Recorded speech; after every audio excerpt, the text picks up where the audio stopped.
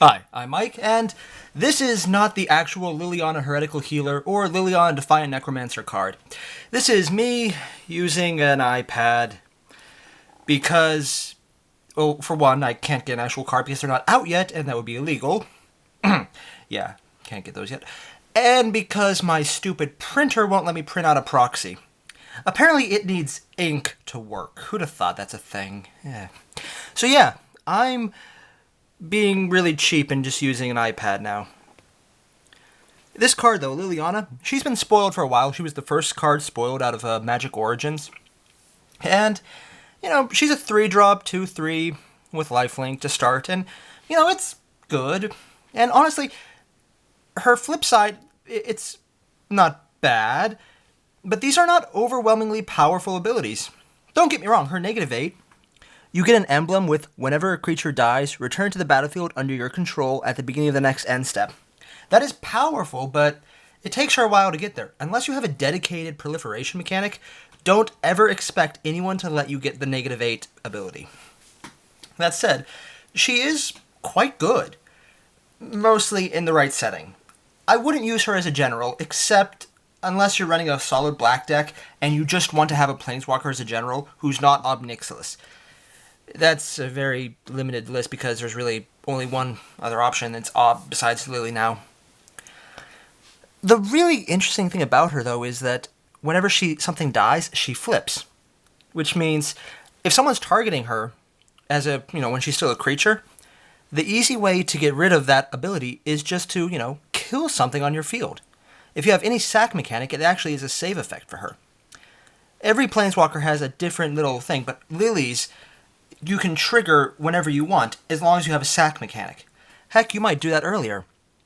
Specifically, whenever a non-token creature you control dies, exile Liliana, and return to the battlefield transformed. Oh, and you get a 2/2 black zombie.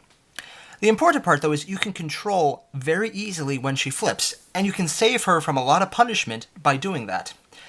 Hell, you can even declare her as a blocker and then flip her to save her. There's a lot of interesting little ways you can use that. Now, they're just one-time effects, and if she dies as a Planeswalker, she comes, you still have to pay the extra 2. If she's a general, at least. As a flat-up creature, she has an interesting effect to do that, but again, it's not amazing. This card, it does a lot of interesting things. Hell, her -2, or her +2 to each player discard a card, that's not bad, especially late game when people aren't stacking their hand nearly as much. Anyone who has problems with card draw will be a lot worse off because of this. Now, you have to discard as well, but her -X, which lets you just reanimate, that's very useful. Even better if you have a lot of 0-drop creatures or things that you can get around with. But yeah, again, that's also one of the things where the really nice things, which have a lot of mana cost, you'll probably never get to reanimate with her because no one's going to let you get that many counters on her. The really interesting part, though, is just that you can have a general now. So as far as things go, it's not very powerful. It's not overwhelming. That -8 is honestly freakishly amazing, but you're probably not going to get it unless someone's making a big mistake against you. So for the most part, it's good. They're both good, but this is a flavor card. It's showing you Liliana when she's at her weakest, but when she just triggered. Or, sparked? Got a spark? When she just planeswalked. Let's go with that.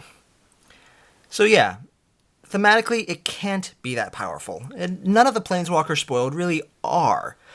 Although Gideon makes a good example of just what an amazing a 1-drop can be in white. But yeah, I'll get to that later.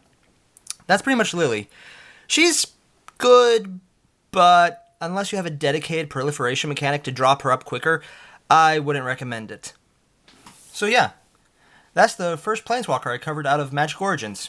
Hope you liked the video. If you did, leave a like, comment, subscribe. And if I missed any cards that came out in the new set, well, considering this is only the second one I've covered, that should probably be a lot of them. So yeah, later.